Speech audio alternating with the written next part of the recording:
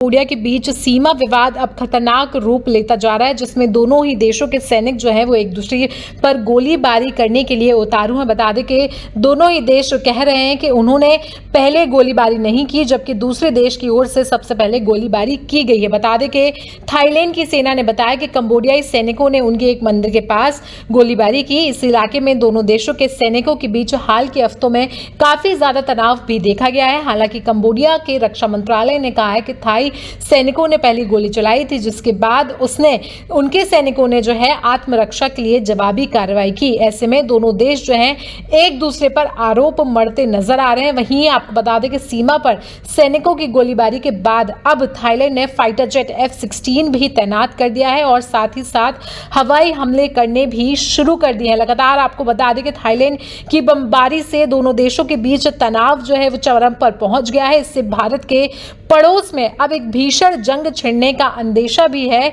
पैदा हो गया। बता दें कि कंबोडिया के रक्षा मंत्रालय ने अपने बयान में बताया कि थाईलैंड ने उसके क्षेत्र में हवाई हमले किए हैं। कंबोडिया ने बताया कि थाईलैंड की सेना ने F-16 लड़ाकू विमानों से वाट काउकिरी इलाके के पास सड़कों पर बम गिराए हैं। थाईलैंड ने 6 F-16 विमान लड़ाई में उतारने और कंबोडिया के 2 क्षेत्रीय मुख्यालयों को नष्ट करने का दावा भी किया है। वहीं आपको बता दें कि कंबोडिया ने थाईलैंड को साथ साथ ये भी चेतावनी दी है कि वो भी थाईलैंड पर जवाबी कार्रवाई यानी कि जवाबी हमला जरूर करेगा।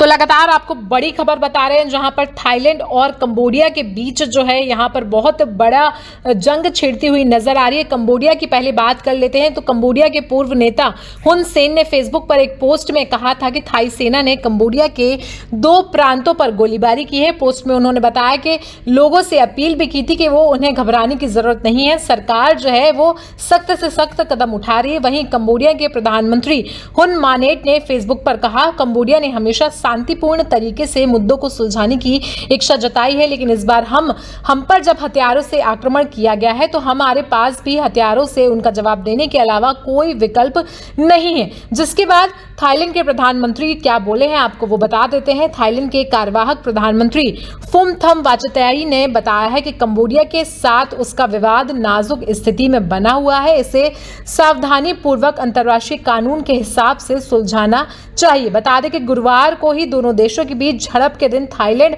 ने कंबोडिया से अपने राजदूत को जो है वो वापस बुला लिया है। इससे पहले सीमा पर बारूदी सुरंग विस्फोट में एक थाई सैनिक भी घायल हो गया था, जिससे दोनों देशों के बीच जो है वो तनाव बढ़ा और थाईलैंड ने अपना राजदूत वापस बुला लिया। बुधवार को थाईलैंड ने भी यह कहा कि कंबोडिया के राजदूत को देश से निष्कासित किया जाता है, यानी कि अब ये विवाद जो है वो इतना ज्यादा गर्मा गया है, इतना ज्यादा बढ़ गया है कि इसमें किसी इंटरनेशनल ताकत की जरूरत यहां पर नजर आ रही है, क्योंकि दोनों देशों ने जो है अपने अपने एम्बेसडर्स को एक दूसरे देश से वापस बुला लिया है। बता दें कि मई में दोनों देशों के बीच हुए सशस्त्र संघर्ष में एक कंबोडियाई सैनिक की मौत हो गई थी, जिससे दोनों देशों के साथ संबंध जो है वो तनावपूर्ण हो गए। पिछले 2 महीनों में दोनों देशों ने एक दूसरे पर काफी ज्यादा कड़े प्रतिबंध लगाए और साथ ही साथ सीमा पर सैनिकों की उपस्थिति भी बढ़ा दी है। लेकिन अब आपको बताते हैं कि आखिरकार ये जो दोनों देश हैं कैसे दुश्मन बने हैं। बता दें कि कंबोडिया और थाईलैंड पड़ोसी हैं, लेकिन आज ये दक्षिण पूर्व एशियाई पड़ोसी जंग के मुहाने पर खड़े हुए हैं। मौजूदा तनाव जो है वो 28 मई को शुरू हुआ था, जब झड़प में एक कंबोडियाई सैनिक की मौत हो गई। ये घटना एमराल्ड ट्रायंगल नामक क्षेत्र के पास हुई, जो थाईलैंड, कंबोडिया और लाओस के सीमा जो है ये शेयर करता है। यानी कि एमराल्ड ट्रायंगल जो है इसकी बॉर्डर जो है थाईलैंड, कंबोडिया, लाओस इन तीनों देशों से मिलती है और यही वो पॉइंट है जहां पर झड़प शुरू हुई। ये लगातार विवादित क्षेत्र बना हुआ है, क्योंकि थाईलैंड और कंबोडिया दोनों क्षेत्र के कुछ हिस्सों पर अपना अपना दावा ठोकते हैं, जिसके बाद 28 मई को दोनों देश एक दूसरे पर हमलावर हो गए और फिर 29 मई से जो है ये हमले लगातार शुरू हो गए।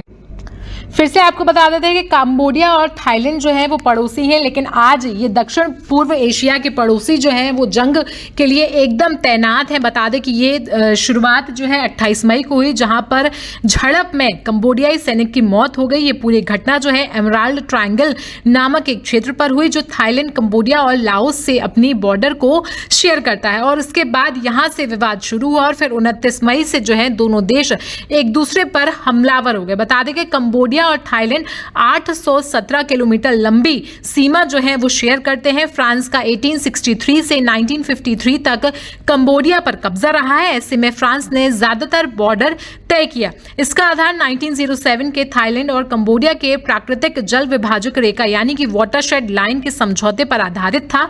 थाईलैंड ने बाद के वर्षों में इस नक्शे पर यह कहते हुए ऐतराज जताया था कि डांगरेक पर्वत पर स्थित 11वीं शताब्दी के प्री विहर मंदिर को कंबोडिया में रखा जाएगा। नक्शे पर मतभेदों के चलते सीमा के आसपास ऐसे क्षेत्र बन गए जिन पर अब दोनों देश जो हैं वो अपना अपना दावा करते हैं। बता दें कि इंटरनेशनल कोर्ट में भी इस चीज का मुकदमा चलता रहा है। कई सालों से ये इनके बीच जो है सीमा विवाद बढ़ता गया है। आज की घटना नहीं है, लेकिन फिलहाल ताज़ा जानकारी आपको बता दें कि 28 मई से शुरू हुई और गुरुवार को यहाँ पर जो है झड़प हुई है और अब जो है थाईलैंड ने अपना F-16 लड़ाकू विमान भी तैनात कर दिया है, जिसके बाद वहां पर हवाई हमले भी शुरू हो गए हैं। आपको अगर इतिहास में ले जाएं तो बता दें कि ये झड़पें जो हैं वो लगातार 2011 से चली आ रही हैं, जहां पर ये अपने चरम पर पहुंची और इस साल 36,000 लोग वहां से विस्थापित हुए हैं। दोनों देशों में सैन्य संघर्ष लुका, लेकिन अंदर अंदर एक तनाव जो है, कोल्ड वॉर जिसको हम कह सकते हैं, वो